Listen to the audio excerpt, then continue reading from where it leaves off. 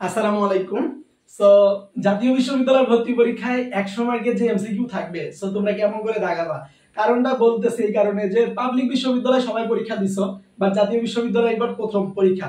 So এই জন্য অনেকের মধ্যে একটা ভয় সংশয় আছে, এবং অনেকে দেখা গেছে যে তারা পাবলিকেও পরীক্ষা দেয় নাই, বাট জাতীয় বিশ্ববিদ্যালয় করবে।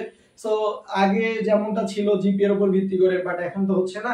সো পরীক্ষায় বসতে হবে। সো কেমন করে দাগাবা, কোন স্টাইলে দাগাবা, এবং কোন ভাবে দাগাইলে তুমি সর্বোচ্চ মার্ক তুলতে পারবা, সবকিছু দেখাবো এই ভিডিওতে। ওকে, এন্ড তার আগে বলবো, এই ভিডিওটি তুমি যেখান থেকে দেখো না কেন, আমাদের ফেসবুক পেজ বা ইউটিউব চ্যানেল, সো যে মাধ্যম থেকে দেখো না কেন, সেই মাধ্যমটিকে মাস্ট বি ফলো করবা।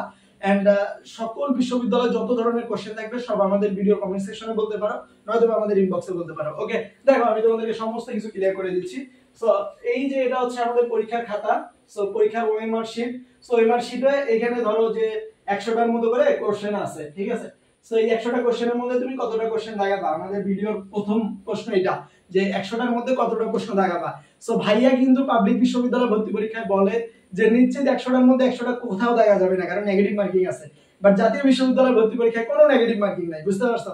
সো এটা সবচেয়ে বড় খুশির খবর এবং সুখবর। সো জাতীয় বিশ্ববিদ্যালয় ভর্তি পরীক্ষায় তুমি কমন পাও চাই না পাও, তোমাকে 100টাই দাগাতে হবে। এখন যে তুমি 100টাই ভালোভাবে দাগাবা, দাগালে যে তোমার বেনিফিট হবে এমনটা না, একটু ভেবে চিন্তে দাগাবা যাতে তুমি লাভবান হতে পারো, বুঝতে পারছো? সো জাতীয় বিশ্ববিদ্যালয় ভর্তি পরীক্ষায় কোনো নেগেটিভ মার্কিং নাই, এজন্য আমরা 100টার মধ্যে এমসিকিউ থাকবে, 100টাই তুমি দাগাবা। একদম খুশির খবর, কোনো ভয়ের কোনো কারণ নাই। সো এটাতে কিন্তু তোমাদের মার্ক পাওয়ার বিষয়টা আরো বেশি হয়ে যাবে। সো যারা যারা মোটামুটি পড়বা তারাও মিনিমাম এখান থেকে এই 100টার মধ্যে 50 থেকে 60 মার্ক তুলতে পারবা, বুঝতে পারছো?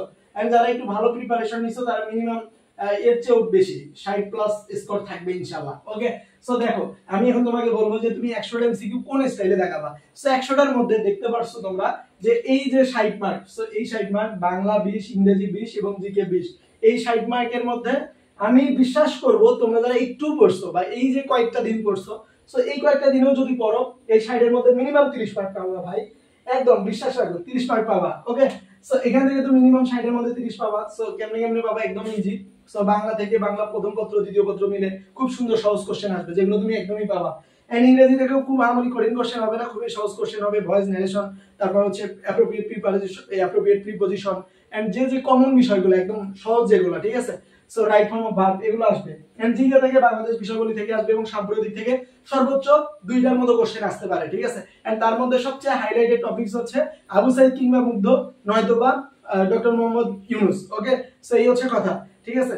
সো 4 নাম্বার দ্বিতীয় ফেজ বিষয়ভিত্তিক তোমাদের যে 40 নাম্বার থাকবে, সো এখান থেকে তোমাকে কি করতে হবে, এই 40 মার্কের মধ্যে আশা করব 40 এর মধ্যে মিনিমাম এখান থেকে 20 মার্ক তুলতে পারবে ইনশাআল্লাহ, কারণ এই 40 মার্ক তোমার নিজের দখলের, বুঝতে পারছো? সো দখলের এই জন্য বললাম, তুমি যদি বিজ্ঞানের হও কারণ তুমি ফিজিক্স কেমিস্ট্রি ম্যাথ বায়োলজি পড়ছোই। সো তুমি যদি মানবিকের হও তাহলে তোমার মানবিকের যে সাবজেক্টগুলো আছে এগুলো তুমি পড়ছো। এন্ড তুমি যদি বাণিজ্যের হও, বাণিজ্যের যে সাবজেক্টগুলো আছে সবগুলাই তুমি পড়ছো। সো ওভারঅল যে দেখা যায় যে 40 থেকে ইজিলি 20 মার্ক অবশ্যই তুমি তুলতে পারবা। সো এই স্টাইলে দাগাবা। এন্ড দাগানোর সময় মাস্ট বি প্রথম বাংলা অ্যানসার করবা, এন্ড তারপর জিকে অ্যানসার করতে পারো, এন্ড তারপর তোমার কাছে যে টপিকসগুলো বেশি সহজ লাগবে তুমি সেগুলো অ্যানসার করবা। তবে সবাইকে যেটা বললাম এটা ফলো করবা, খুবই উপকার পাবা এবং ভালো ফলপ্রসূ হবে, ঠিক আছে? সো বাংলা প্রথমে দেখাবা, জিকে দেখাবা, কারণ এই বিষয়গুলো এক চোখে দেখার পরে যদি তুমি পারো তাহলে সাথে সাথে অ্যানসার করতে পারবা। বাট ইংলিশের ক্ষেত্রে একটু ভাবতে হবে হয়তোবা। এন্ড বিষয়ভিত্তিক যে নাম্বারগুলো, বিজ্ঞানের যে বিষয়গুলো আছে এগুলোতে একটু ভাবতে হয়। সো এই জন্য বিজ্ঞানের ক্ষেত্রে তোমরা প্রথমে অ্যানসার করা শুরু করবে বায়োলজি দিয়ে, তারপর কেমিস্ট্রি, তারপর ফিজিক্স, তারপর ম্যাথ, এবং অন্যান্য তোমাদের যে বিষয়গুলো আছে যারা একবারে এক নজরে অ্যানসার করতে পারবা সেগুলো আগে দাগাবা, বুঝতে পারছো? এই ছিল ছোট্ট একটা টেকনিক যেটা অবলম্বন করে তুমি পরীক্ষায় সবচেয়ে ভালো একটা মার্ক তুলতে পারো। সো তোমাদের সবার জন্য দোয়া এবং শুভকামনা রইল। নিজের সর্বোচ্চভাবে পরীক্ষা দাও, এবং তোমার যে কলেজ রয়েছে সেই তোমার স্বপ্নের কলেজে তুমি অধ্যয়ন করো, এতটুকুই রইল। এন্ড এরপরেও যদি কোনো কোশ্চেন থাকে আমাদের ভিডিও কমেন্ট সেকশনে জানাই দিবা, এবং যদি আমাদের ফেসবুক পেজটিকে না ফলো দিয়ে রাখো তাহলে ফলো দিয়ে রাখো, এন্ড যদি আমাদের ইউটিউব চ্যানেলটিকে না সাবস্ক্রাইব করো তাহলে সাবস্ক্রাইব করো সকল বিশ্ববিদ্যালয় 24 ঘন্টার আপডেট ও প্রস্তুতির জন্য।